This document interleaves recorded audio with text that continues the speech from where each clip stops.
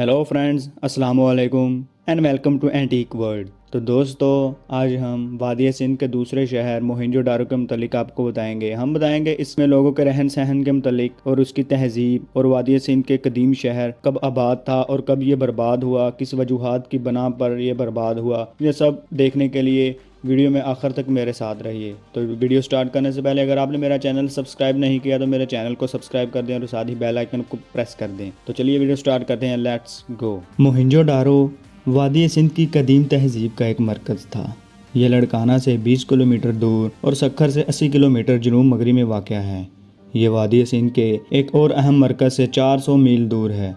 ये शहर 2600 कबल मसीह मौजूद था और 1700 कबल मसीह में नामालूम वजूहात की बना पर ख़त्म हो गया। ताहम माहिरीन के ख्याल में दरियाए सिंध के रुख की तब्दीली, सैलाब, बैरूनी हमला और जल्ज़ला अहम वजूहात हो सकती हैं। मोहिंजोदारो को 1920 में ब्रिटिश एक्सपर्ट आसार कदीमा सर जॉन मार्शल ने दरियाफ्त किया और इनकी कार आज भी मोहिंजोदारो के अजायब खाने की जीनत है। लेकिन एक मकतबा फ़कर ऐसा भी है जो इस तासर को गलत समझता है और इसका कहना है कि इसे हिंदुस्तान के माहिर आसार कदीमा आर के बहादुर ने 1911 में दरियाफ्त किया था। मोहिंजोदारो को कंजर्वेशन सेल के साबिक डायरेक्टर हकीम शाह बुखारी का कहना है कि आर के बहादुर ने बुद्धिज़्म के मुक़द्दस मुकाम की हैसियत से इस मोहिंजोदारो की तारीख़ी हैसियत की, जिसके लगभग एक अशरे बाद सर जॉन मार्शल यहाँ आए और उन्होंने इस जगह की खुदाई शुरू करवाई। मोहिंजोदारो सिंधी ज़ुबान का लफ्ज़ है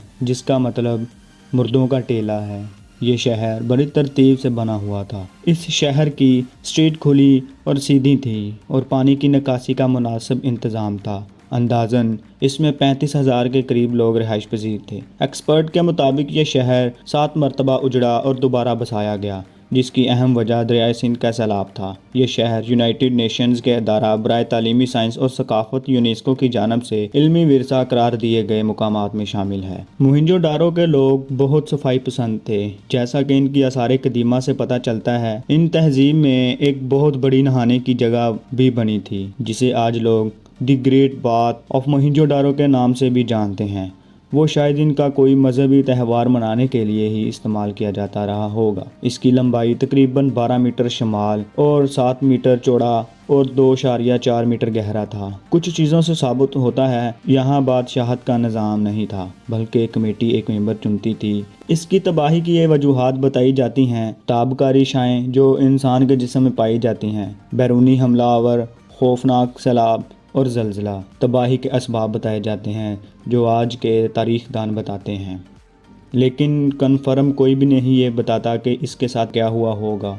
दोस्तों, मोहिंजोदारो पर एक मूवी भी बनाई गई जिसको इंडिया के एक्टर ऋतिक रोशन ने लीड किया। इस वीडियो में कुछ हद तक सच्चाई है, लेकिन ज़्यादातर झूठ ही बोला गया है। जैसा कि उसके आखिर में मोहिंजोदारो जब तबाह होता है, दरियाए सिंध का सैलाब आता है, उस दरियाए सिंध को गंगा का नाम देता है। ये बात काबिले गौर है कि गंगा इस एरिया में थी ही नहीं। गंगा तो इंडिया में है, लेकिन ये तो पाकिस्तान में है। दरियाए सिंध था, लेकिन उन्होंने गंगा का नाम दिया। ये बहुत बड़ी साजिश थी। तो खैर, ये थी आज की वीडियो।